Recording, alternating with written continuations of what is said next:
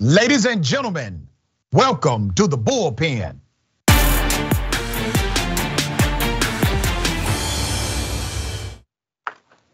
In the Bullpen today, we have Mr. Jeff Charles, host of A Fresh Perspective with Jeff Charles. That is a podcast.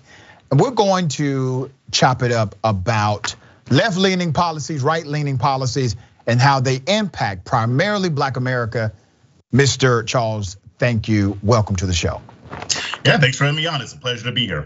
Absolutely, brother. If you would, I don't want to presume what you know or believe about left-leaning versus right-leaning policies in America. So give us your sentiment and I will opine.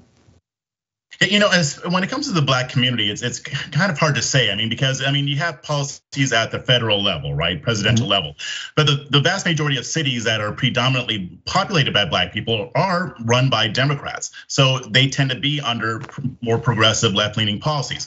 I think overall, a lot of those policies haven't done very much for the Black community. These cities have been under Democrat control for decades, and you don't see much of a change in the standard of living. When it comes to conservative policies or right-leaning policies, I think that there is more room for benefit. We saw how Black people did under former President Donald Trump. Regardless of what you believe about him, Black people did fare better. When it comes to education, school choice, in areas where it has been implemented, has had a very big and positive impact on the Black community. So I would say, at least in those two areas, when you're looking at right-leaning policies, when they're carried out the right way, they do have a net positive impact for the Black community. All right, it's good you feel that way, but that's untrue. And so I'm going to lay out some actual facts to you and let you deal with these facts, okay? So there was a survey, and the survey looked at left-leaning policies, compared them to right-leaning policies over a period of 30 years of respective leadership. What the survey found is that under Democratic policies, Black families' incomes grew an average of $895 annually, but only grew by $142 annually under Republican policies. Are we talking about the federal level or at the local? No, we're talking about, I'm talking about national numbers. So this is a national survey, and I'm gonna read the national numbers. Then I get into some granular data too. Okay. All right, but only grew $142 nationally under Republicans. The Black unemployment rate fell by a net of 7.9% across 26 years of Democratic leadership, but it actually went up 13.7% during 26 years of Republican presidencies. Across the years of Democratic leadership, Black poverty declined by a net of 23.6%, but it actually grew. Poverty in the Black community has grown 3% under Republican presidents. Now, you talked about the economic or the employment prowess of the policies associated with Donald Trump. So let me provide some clarity to that. Do you know what system Trump used in order to promote his unemployment numbers? When you say system, I'm not sure what you're referring to, so. All right, so the numbers that when you say, Black people did well as far as employment under Donald Trump. Well, Donald Trump used what's called a U3 rating system. I want you to look this up when you get a moment. The U3 rating system only rates technical employment per 30 days of the survey model, which means if you work 1 hour in that 30-day survey, Donald Trump would count that as employment. The real rating system is a U6 rating system that he did not use. The U6 rating system provides contextualization to the numbers such as contract work, seasonal work, etc. Under the U6 rating system, Black unemployment and underemployment was over 20%. But he utilized the U3 rating system so he could only talk about technical employment of Black folk. Here's the other number they don't talk about. The household median income of Black families dropped by $500 to $800 under Donald Trump. So you literally have more Black people with technical connection to employment making less money overall. The third number they don't tell you about is the equal work for equal pay as it relates to people of color. Under the Obama administration, Black people were starting to earn 70, 75, 80 cents on the dollar of what their white counterparts in a similar job or same job would earn. Under Donald Trump, that number then dropped back down to 67 cents on the dollar because he told his Department of Justice to not prosecute these discriminatory suits by way of the federal government to enforce workplace policy. They had a real cause and effect relationship to where now black people are getting paid less money. They have more technical employment, but they're not able to pay the bills.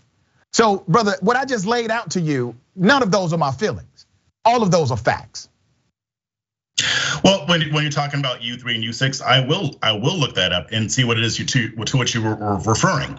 All I know is that when I've read other reports on it, I've seen that black income did go up under Trump. Now, I'm sure that none of this was perfect. No policy is perfect, but the bottom line is wages did go up for the black community, and the unemployment rate did get a lot better. Now, it was already on a downward track before Trump took over. But after he took over, that downward trend as far as unemployment, it accelerated as wages rose. Now, maybe when I have time to actually look at the U3 and U6, maybe we can have another conversation about this. I can't speak to that because I haven't actually read it myself. Okay. But when it comes to the reports that I've seen, report after report, even from left-leaning news sources, I am seeing that things did get better economically for the black community. But wait a minute, brother. Come on, man. You can't say things got better economically for the black community when black people statistically earned less on the dollar than they did from under the Obama administration, and they had a lower household median income than they did before Trump got in, right? They had a lower household median income when Trump was president. Here's the other element that I think sometimes gets confused in the conversation of left-leaning policies versus right-leaning policies. First of all, they both get it wrong. All right, I don't feel left-leaning policies go far enough. And I don't think right-leaning policies are even in the ballpark, okay? But let's talk about one of the greatest ways to overcome generational poverty that still exists in America. Education, technical education included. That's one of the greatest ways to break generational poverty. Well, under Republican administrations, they tend to defund these programs by a tune of 50 to 80%, depending on the region. While Democrats will properly fund, at least to the tune that's appropriate, still not to the tune that I think is perfect, but they will actually fund these particular programs that become catalysts to actual jobs in the marketplace, while Republicans would defund those programs at the same time in the same position. So tell me, brother, how was that a win for black people when those on the right would defund those programs that we both agree can actually end generational poverty? You know, I'm glad that you brought that up. The bottom line is, especially at the federal level, we throw a lot of money at schools, especially schools in inner city communities where a lot of black and brown kids get their education. However, we've seen that money being thrown and thrown and thrown, and yet there isn't much of a change. But brother, I'm not talking about, in all due respect. Hold on, brother. I need to make a clarity here. You're answering a question that I did not answer. I'm not talking about K through 12 education. I'm specifically referring to higher education, technical training programs, college, etc. Those are the programs, Upward Bound, Educational Talent Search, Workforce, WorkSource. Those programs that allow adult individuals who come from historically marginalized communities to be able to go to welding school, to go to truck driving school, to go to AC repair, to go to college. Republicans historically defund those programs, while Democrats increase the funding of those programs typically. So then the question I would have, because I thought we were talking K through 12 schools, so that's what I kind of boned up on. I didn't bone up on higher education, but then again, but we never said in any of our notes that we're talking about K through 12 education, brother. All due respect. Right, no, that's fine, that's fine. It's just usually when we have these conversations, we're talking about K through 12 when I've had other conversations. But if you're talking about higher learning, I would need to see that under Democratic rule, if they did fund those programs, that things actually got better, that we had more black graduates. I would need to see the numbers. Black graduation increases. The record for black graduation was actually when President Obama was in office. You had a record black graduation rate in the United States. Are you going to give Democrats or the brother any credit? I mean, you're talking about the numbers, brother. You can always research my numbers, fact check them, but you have a boom in African American graduation. And I'll say, if it turns out that Obama funding those programs actually resulted in higher graduation rates, I'll give them props. I have no problem giving somebody on the other side props if they actually. Can I ask you about HBCUs in particular? Sure, I mean, when it comes to HBCUs, I mean, we saw what happened under the Trump administration. He provided a lot more funding for HBCUs. I know that the recent bill that they had last year that Biden was championing, they slashed a lot of that. That is correct. So I know you had a problem with that. 100%, brother. I said it on this show and my radio show. Yep. Biden is no friend to HBCUs. I have no idea how you got a whole vice president with a whole damn HBCU degree and you let them chump you off on the budget like that. I don't understand that. I stood against it.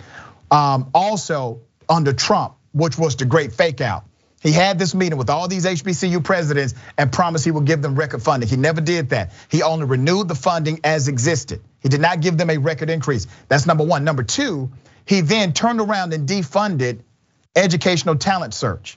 He defunded the federal TRIO program, which is utilized for HBCUs, and it's called Upward Bound and ETS in the budget line.